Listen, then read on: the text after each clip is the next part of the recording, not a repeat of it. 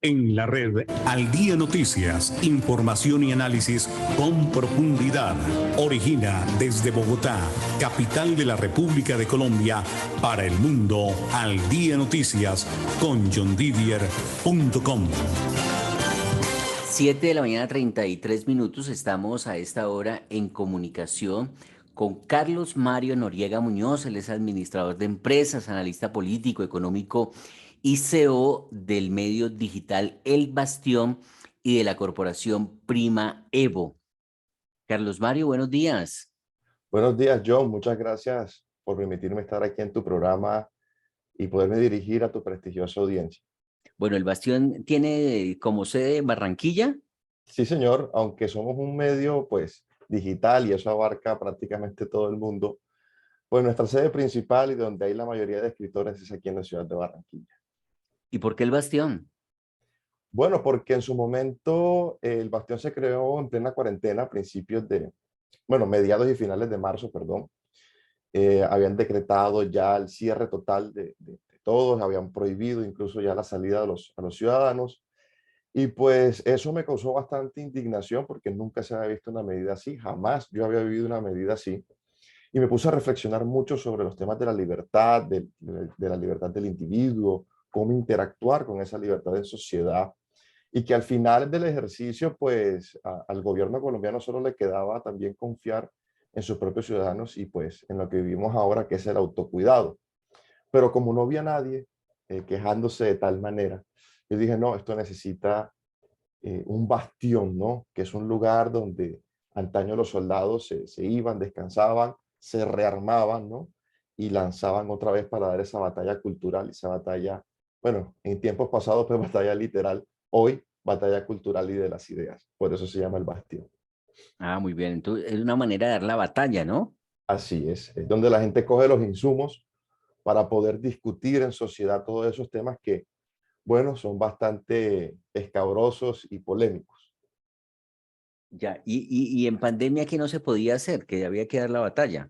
Eh, Primero, la medida en sí nos pareció un poco arbitraria. Entendemos que La el de contexto, encerrarnos. sí, exacto, la cuarentena estricta. Ujú. Entendemos que, o entendimos en ese momento que, pues, como era una situación anómala y que no había antecedentes, pues el presidente lo iba a hacer todo para correr el mínimo riesgo posible, ¿no? Y lo pudimos entender. Sin embargo, el caso de Colombia fue un caso excepcional.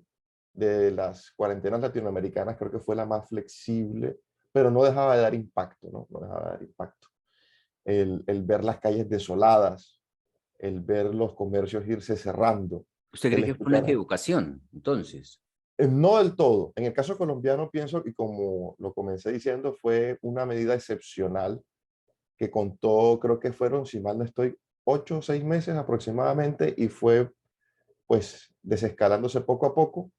Pero en el caso de Argentina, que fue totalmente dramático, en el caso de Venezuela, que también fue bastante dramático dada su situación, pues sí lo consideramos un error haberle extendido tanto y haber abusado de esa herramienta. Y en Argentina y Venezuela fue más extensa la restricción. De hecho, en Argentina creo que fue la más larga, si no del mundo, sí seguro de Latinoamérica o de todo el continente americano, Ujú. causando estragos económicos que hasta el sol de hoy, ya 2 años después, todavía se siguen viendo. Correcto. Bueno, ¿y la corporación Prima Evo qué es? Bueno, la corporación nació en el año 2016 cuando de joven estaba haciendo activismo por la paz, cuando se estaba dialogando el tema del proceso de paz con la FARC, para poder crear esos espacios con los jóvenes y con los niños, sobre todo de las instituciones educativas públicas, sobre los puntos cruciales del acuerdo. Ahí nace formalmente, ¿no? Cámara de Comercio y toda la cosa. Pasados los años, el proyecto se acabó. Nosotros, pues, a lo largo del tiempo vamos cambiando de filosofía, vamos adoptando nuevas cosas y ya había quedado en invernación respecto a eso. Y vuelve a resurgir ahora con el Bastión porque nuestros escritores decían, sí, muy chévere las columnas, nosotros aprendemos con sus columnas, pero hace falta, ¿no? Un contenido más extenso, algo más detallado, algo que sea mucho más íntimo, que podamos preguntar, interactuar a través de esta, bueno, nueva normalidad que es prácticamente como estamos aquí ahora a la distancia en su programa a través de Zoom, a través de las plataformas, y decidimos crear la Corporación Prima, bueno, revivir la Corporación Primaeu para poder brindar esos servicios, digamos que de educación continuada, ¿no? Son diplomados, son cursos, son charlas, son congresos. Hoy estamos ejecutando uno, que creo que es lo que me trae aquí a este programa, y brindamos esos espacios ahí a través de esa persona jurídica que también es la propietaria, ¿no? de la marca El Bastión, porque El Bastión, al igual que otras revistas muy conocidas o otros medios en el país, pues es una marca registrada, ¿no? Es un producto de una empresa que está detrás, que es la que realmente responde por todo. Claro, ¿y el Bastión publica solo opinión o también noticias? Bueno, nosotros siempre opinamos, siempre publicamos opiniones, ¿no? Los que somos de planta, los que estamos dentro del grupo. Pero se publican noticias a través de ciertos aliados. El señor Ricardo Galán es uno de ellos. Esperamos anexar otros medios noticiosos a nuestro portal, porque siempre hace falta, ¿no? Ese componente de información que nosotros, pues, naturalmente no realizamos. Ya. ¿Y usted es barranquillero? Así es, de pura cepa. Muy bien. ¿Y estudió periodismo? No, la verdad es que antes de pandemia de cosa y escribía mi nombre en los exámenes cuando estaba en la universidad, o sea, de cosa hacía eso. El ejercicio de escribir eh, me llegó de golpe porque era una de las pocas acciones que se podían hacer precisamente en esa cuarentena estricta, ¿no? Ujú. Y junto con otros dos, tres muchachos que tampoco tenían como tantos antecedentes de escritura, en el Bastión ninguno es periodista. Eso hay que dejarlo claro. Ninguno, a excepción del señor Galán, que se vino a incorporar ya casi cuando el proyecto estaba consolidado. Hemos estudiado periodismo o tenemos antecedentes de estar pues en la escritura. Bueno, pero les gusta opinar. Ah, exactamente, Y, exactamente. y usted se graduó en economía, me imagino yo. No, administrador de empresas, aunque Eh, bueno, la administración de empresas yo siempre lo he dicho, es como la cara, una carita del espejo de la economía, ¿no? El Sí, es economista una. lo ve de lo macro a lo micro, nosotros lo vemos de lo micro a lo macro. Ujú. Y compartimos muchas asignaturas, micro, macroeconomía, respectivamente cálculo, cálculo económico, vemos economía política, todo lo que tenga que ver con eso, entonces pues es casi igual. Y les gusta la política. Así es.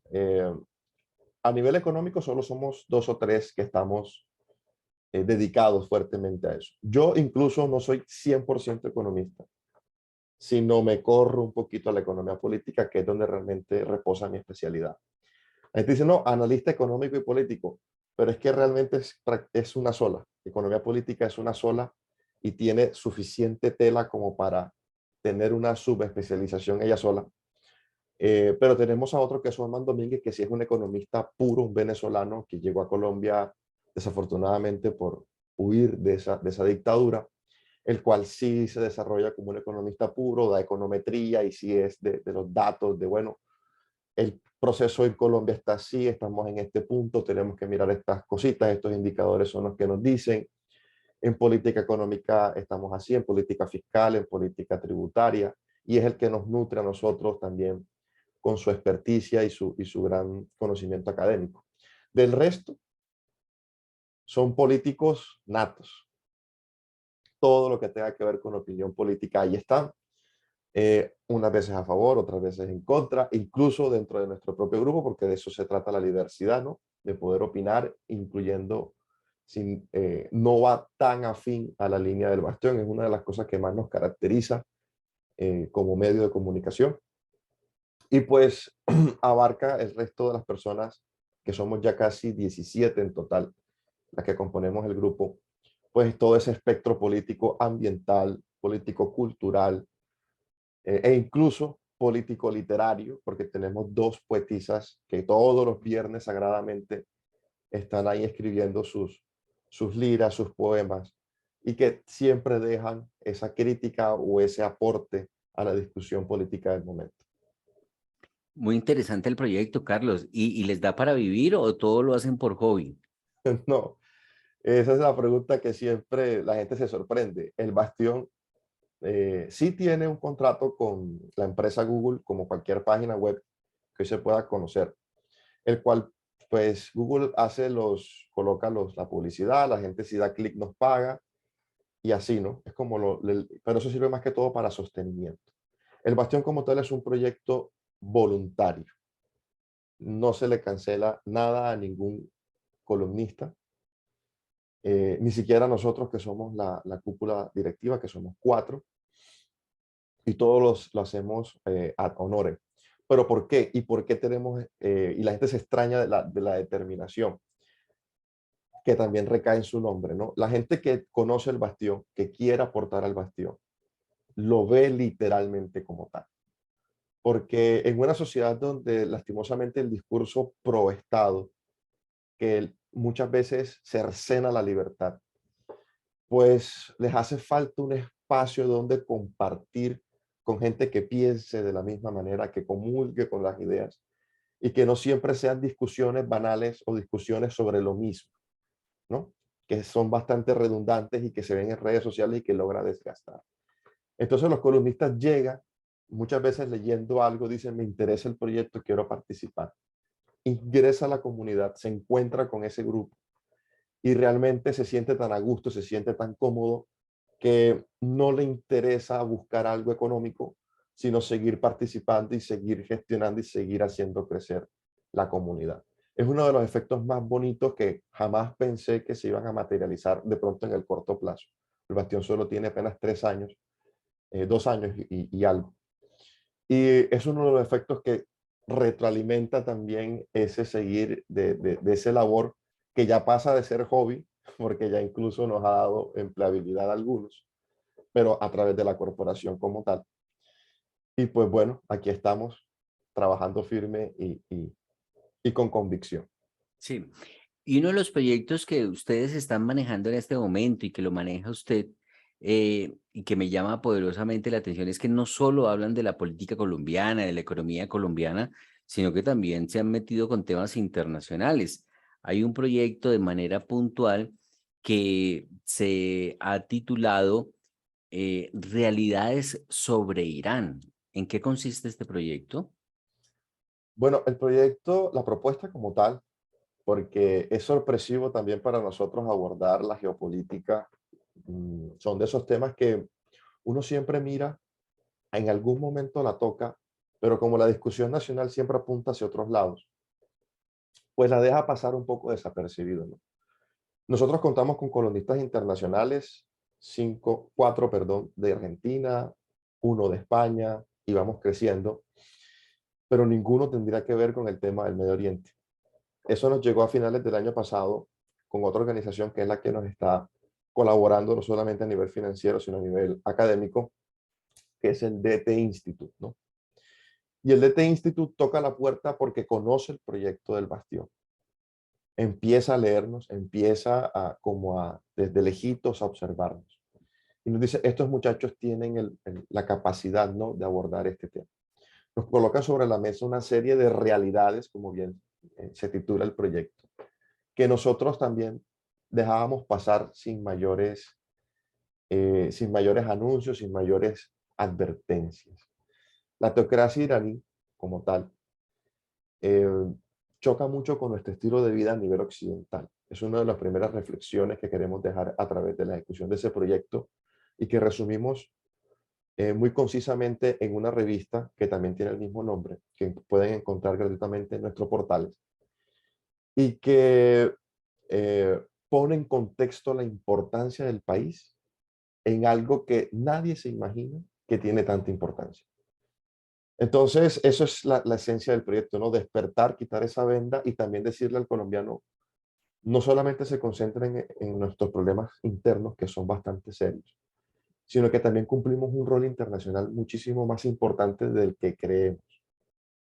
Y que hay gente, o bueno, estados, que nos considera mm, no una amenaza, sino como un país bastante inquietante, el cual sí o sí pues tienen que empezar a ejecutar acciones para podernos, no entre comillas, neutralizar, pero sí seguir adormitados, ¿no?, en ciertos temas.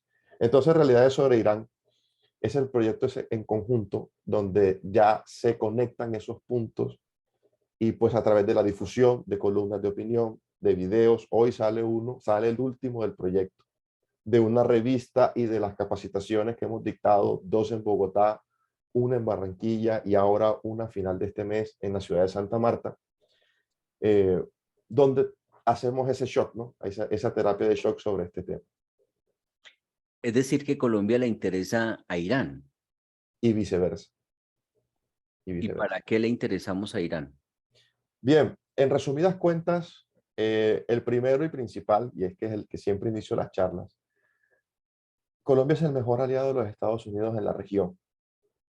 Eh, Irán es el principal, y lo digo entre comillas, enemigo, porque hay como una pseudo especie de guerra fría entre ellos. Irán es el principal enemigo que tiene Estados Unidos en esa región. Sí, mucha gente dice, bueno, pero ¿eso en qué nos compete? Pues geográficamente estamos prácticamente en el patio, ¿no? En la puerta trasera hacia los Estados Unidos. Si Irán quisiera hacer en algún momento algún atentado, gestionar los recursos, conseguir los elementos necesarios para una operación de tal magnitud, pues será precisamente desde aquí, desde Latinoamérica y en especial Colombia, porque cuenta con civiles que ya han estado en conflicto, ¿no? Tenemos esa historia lastimosamente sangrienta del conflicto armado, lo cual nos da pues un plus, entre comillas, o un deshonroso plus frente a otros países, de pronto como Ecuador, de pronto como Perú, que si bien tuvieron en algún momento conflictos, pues ya eso pasó hace mucho y no cuentan con esa experticia, con esos civiles en esa experticia tan reciente. Eso por un lado. Por el otro, lastimosamente somos el mayor productor de cocaína, no solo de la región, sino también del mundo, el cual le abre un mercado negro impresionante a la autocracia iraní para poder influenciar. De hecho, esa influencia ya se ve a través de la propaganda positiva, ciertos personajes, como el general asesinado bajo la administración Trump, que fue Qasem Soleimani. El Partido Comunes en su cuenta de Twitter rechazó el asesinato de Soleimani, sabiendo aún que la ONU, como organización internacional, ya tenía una investigación en curso para declararlo criminal de guerra. Además de ser un fuerte aliado del famoso y tristemente también célebre dictador de Siria, Bashar al-Assad. A pesar de ello, ellos reclaman a Estados Unidos la muerte de Soleimani a través de su cuenta de Twitter como partido político, y es lo importante, porque si fuese como organización criminal, pues no hubiera mayores sorpresas, pero lo hacen como partido político, o sea que lo hacen desde la institucionalidad que les da el Estado colombiano. He ahí lo peligroso del todo. Asimismo lo hizo el actual presidente, rechazando el supuesto ataque a un general de un Estado extranjero, aún sabiendo también todas esas acusaciones que reposaban sobre Soleimán. Por último, nuestro vecino que compartimos la mayor frontera terrestre, que es Venezuela. Las alianzas Venezuela-Irán son equiparables a las alianzas Colombia-Estados Unidos. Así que no solamente somos el mejor aliado de Estados Unidos en la región, sino que tenemos de vecino al mejor aliado de Irán también en la región. Eso nos coloca en el ajedrez en una posición bastante interesante para ambos bandos y que querramos o no, estamos ahí en ese fuego cruzado. Bueno, pero entonces quiere decir que si Comunes se siente identificado con Irán y reclaman y les duele la muerte de este general, que era considerado un terrorista, querría decir que también el nuevo gobierno en Colombia tendría, y sobre todo el mandatario Gustavo Petro, el Pacto Histórico y todos estos partidos de izquierda que están en el Pacto Histórico, de hecho, se dijo que de ganar Gustavo Petro, las relaciones entre Colombia e Irán se van a fortalecer. Y tengo entendido que ya el canciller Álvaro Leiva se reunió con el embajador de Irán en Colombia. Quiere decir Sí, que en ese sentido se va a fortalecer la relación y se va a fortalecer la presencia de Irán en Colombia con estos 4 años del pacto histórico por ahora. así es. Y es una relación que va un poco más allá porque no solamente fue con el embajador, sino con el vicepresidente de la teocracia, que bueno, agregándole un poco de luz, el presidente y el vicepresidente juegan un poco de papel o de cartón, como decimos coloquialmente, porque quien verdaderamente manda es Ali Khamenei, que es el líder no solamente de la religión, de la institucionalidad religiosa de allá, El ayatolá, el que el que ayatollah. manda es la eh, religión, como usted dice, Exactamente, teocracia, porque todo depende del Islam, ¿no? Del ayatolá, de la religión. exactamente. Entonces, estos agregados como presidente y vicepresidente son nada más como meros formales para Mm. poderse entender, ¿no?, con las democracias occidentales, que de hecho, y ahí encontramos el primer punto en contra, ¿no? Ellos quieren exportar ese modelo teocrático y nosotros queremos, pues, seguir viviendo en una democracia republicana, ¿no? Pero Entonces, lo teocrático en Colombia no aplica. exactamente, y ojalá siga así y ojalá perdure a pesar de este nuevo gobierno. Pero es un valor que siempre vamos a tener que defender a capa y espada como sociedad civil, sobre todo, no como institución. Las instituciones no son nada sin la sociedad civil que las respalde, que las acoja y que las defienda. Entonces, sí, bajo la administración de Gustavo Petro ya comenzó con pie derecho estas relaciones colombo-iraníes, que al final generarán también bastantes roces con nuestras muy buenas relaciones colombo-estadounidenses. Si Gustavo Petro es un presidente sensato, si Gustavo Petro es un presidente que piensa en el desarrollo del país a futuro, pues mantendrá unas líneas rojas claras a pesar de estos nuevos acercamientos frente a la autocracia, principalmente porque choca mucho con su plan de gobierno. Los derechos de las mujeres, los derechos ambientales, son luchas occidentales, son luchas que se dan fuertemente en esta parte del mundo. La autocracia no está pensando en eso. La autocracia está pensando en desarrollar una bomba nuclear. ¿Y qué mayor acto contra el medio ambiente, contra lo que son los derechos humanos, que pues un artefacto nuclear? Y de anular a la mujer, cuando aquí se hicieron elegir justamente por la defensa de los derechos de la mujer, la igualdad. Para poner un contexto a la audiencia, John, las mujeres no pueden entrar o no podían entrar a los estadios a ver los partidos de fútbol hasta que una mujer decidió incinerarse porque fue capturada infraganti, comillas, comillas, por ver el partido de fútbol de su equipo favorito en un estadio. Es un caso bastante dramático que se llama el caso de la chica de la blusa azul. Lo pueden encontrar ni siquiera en un medio de comunicación, sino en la organización Amnistía Internacional. Eso es incompatible con nuestro modelo de sociedad. Y eso se sigue viendo. Hace poco ejecutaron a 9 homosexuales por ahorcamiento, que tiene un contexto religioso bastante fuerte. Recordemos que fue Judas el que al traicionar a Jesús se sintió congojado, se sintió culpable y se decidió ahorcarse. Eso es un simbolismo bastante importante dentro de la teocracia. Y haberlo hecho de esa manera también significa mucho para la sociedad iraní. Entonces, ese tipo de actos intolerantes que van en contra de nuestras posiciones, independientemente si somos de izquierda o de derecha, no podemos venir aquí a alabar y a decir, a lavar la cara y decir que son buenas o que son parte de una cultura o que hay que respetarla porque simplemente así son allá. Y Pero espero que Irán el es un presidente Petro, estado, pero dígame. Irán es un estado terrorista o solamente es por la mirada desde Estados Unidos, porque por ejemplo Venezuela lo considera su gran aliado y ahora podrían fortalecerse esas relaciones de Colombia con Irán. Entonces no es un país terrorista o sí lo es. Bueno, la pregunta entre sí no, siempre me gusta dejarla a la reflexión interna porque es lo que realmente he encontrado que cambia la perspectiva de las personas. Pero sumemos los ítems, los puntos.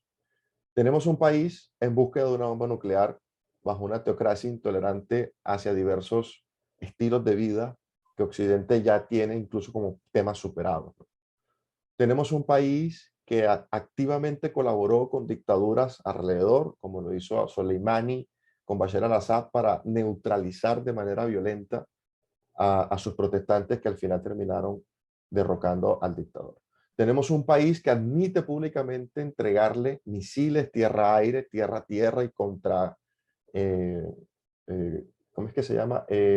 Contra blindados, ¿Ucrania? no, a Hezbollah y a Hamas para atacar a Israel.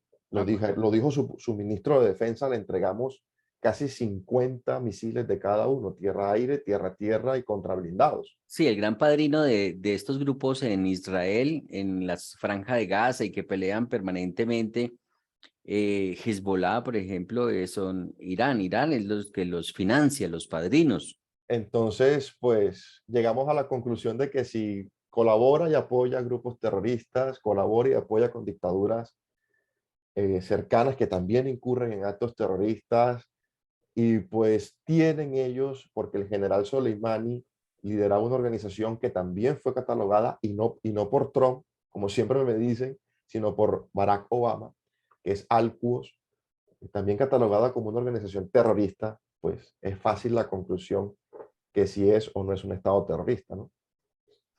Mejor dicho, ahí se debe aplicar la frase, por sus frutos los conoceréis. Entonces, Tal cual. lo que hacen es lo que los determina como Estado. ¿E Irán para qué quiere hacer una bomba nuclear? Eso es hasta el momento, y vuelvo a aplicar por los frutos os conoceréis. Pues bueno, ¿qué hará una teocracia con tantos enemigos, con tanta visión un poco intolerante, ¿no? Hacia otros estilos de vida con una bomba nuclear? Pues lo mismo que está haciendo Corea del Norte es lo más, o es el escenario menos agresivo. Amenazar constantemente, cerrar sus fronteras, pero principalmente, y es lo más lógico o sería lo más común de concluir, atacar a Israel, porque es el vecino con el que más enfrentamientos ha tenido, inclusive armados, y pues no sería raro que una vez lograran esa bomba nuclear, decidieran atacar directamente a Israel con esa bomba. Porque son archienemigos, ¿no? Todo por el tema de la religión, porque Así eh, es. pues se obsesionaron con Israel. De hecho, Israel mm, se ha potencializado en materia de seguridad porque busca justamente defenderse de enemigos como Irán, que ha dicho públicamente que su gran objetivo es borrar del mapa, echarlos al mar, a Israel. De ahí que el tema de la bomba nuclear es con el enriquecimiento de uranio que se ha debatido en varias ocasiones y que es una de las exigencias que incluso ha hecho Estados Unidos para poder mantener relaciones con Irán en el sentido que dejen de enriquecer uranio. Así es.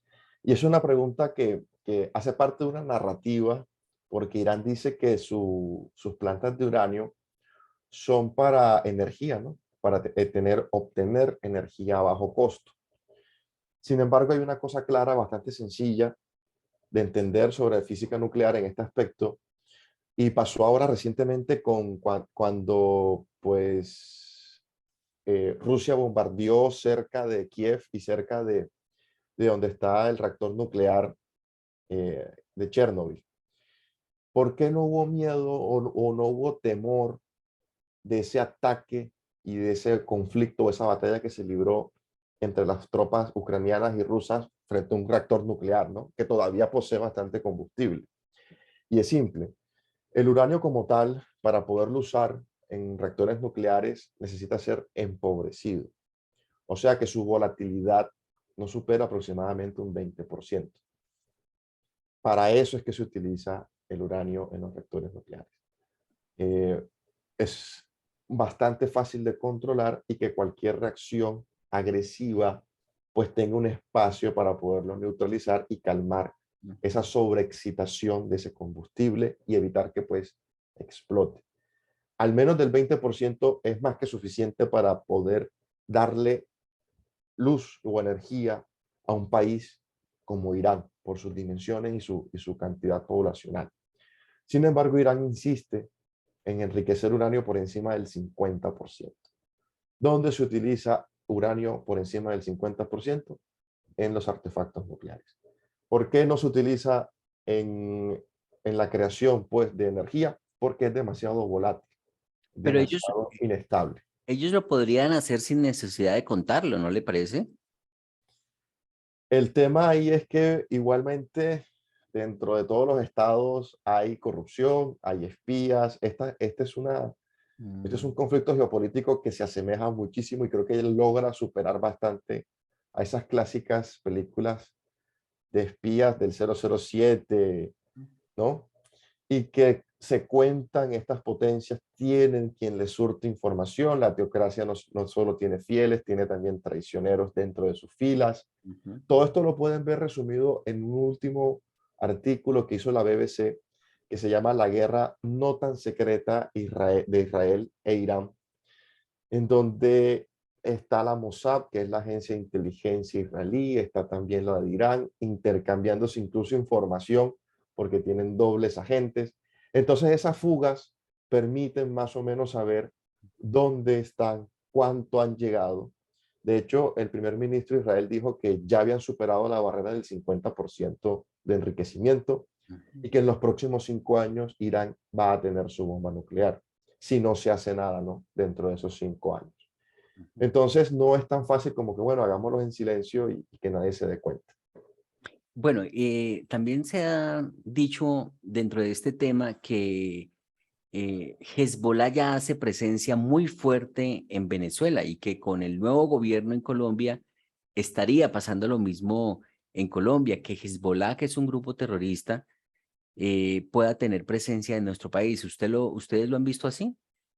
Sí, de hecho, hace parte de la que fue un comentario bastante desacertado porque a nivel diplomático, el exministro de Defensa Molano se lo diciendo que la lucha era contra Irán y el terrorismo, sin hacer una separación de la sociedad civil, ¿no? Como tal, que es la que realmente no tiene culpa, eh, pero que ya es el primer campanazo de alerta para la institucionalidad colombiana de defensa de que Hezbollah ya está aquí, porque eso fue el punto de esa reunión, si había o no presencia de Hezbollah en territorio guajiro, ¿no? Del departamento de La Guajira en el norte, sobre todo en Maicao.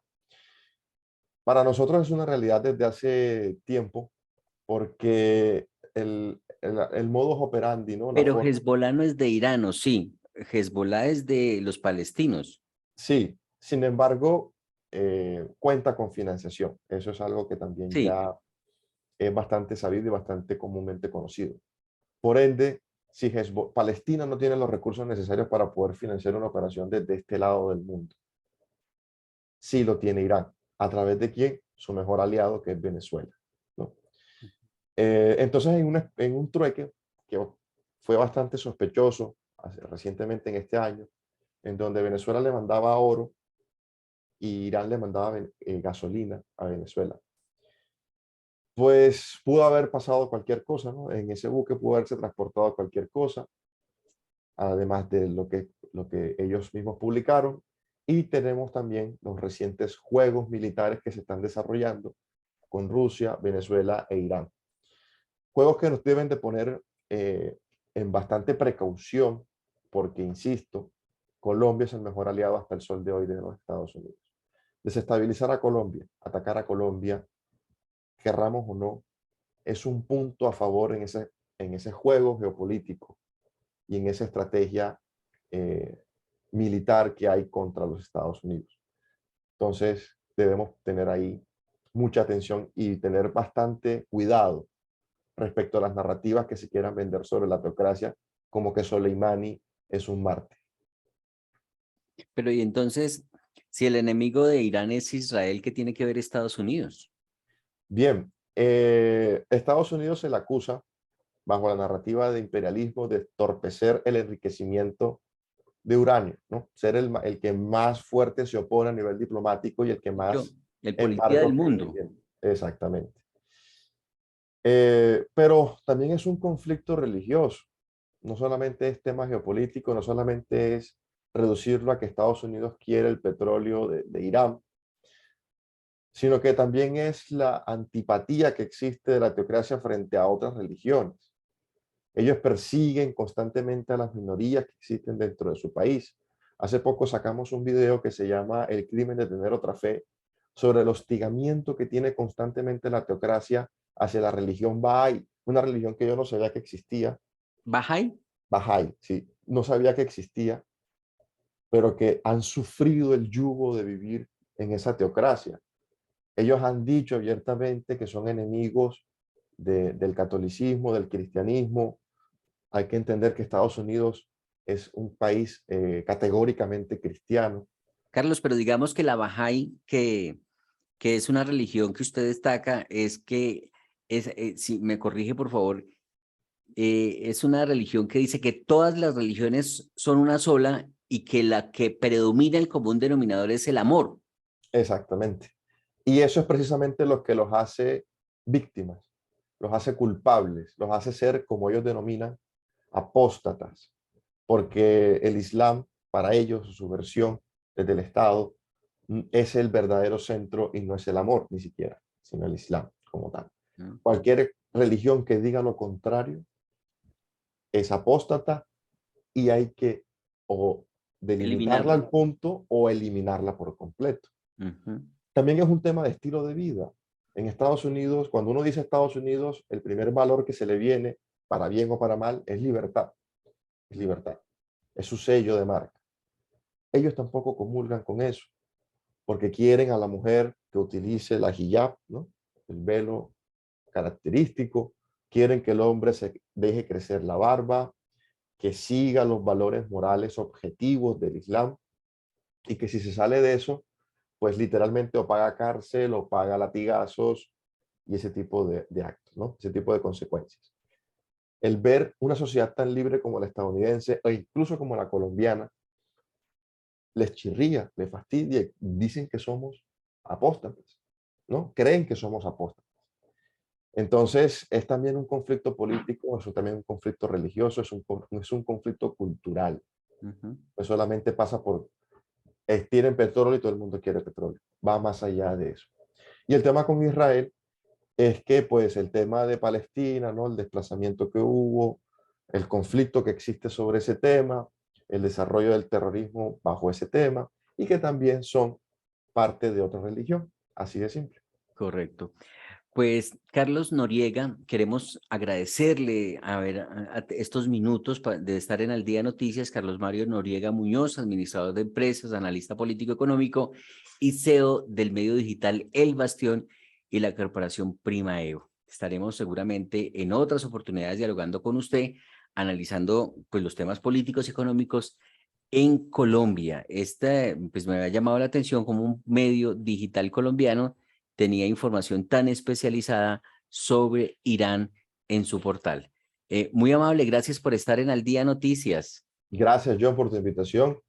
Cuenta con nosotros para una próxima oportunidad, no solamente en el tema de Irán, sino que ellos también tienen amigos bastante fuertes como lo son China y Rusia que van por el mismo camino, ¿no?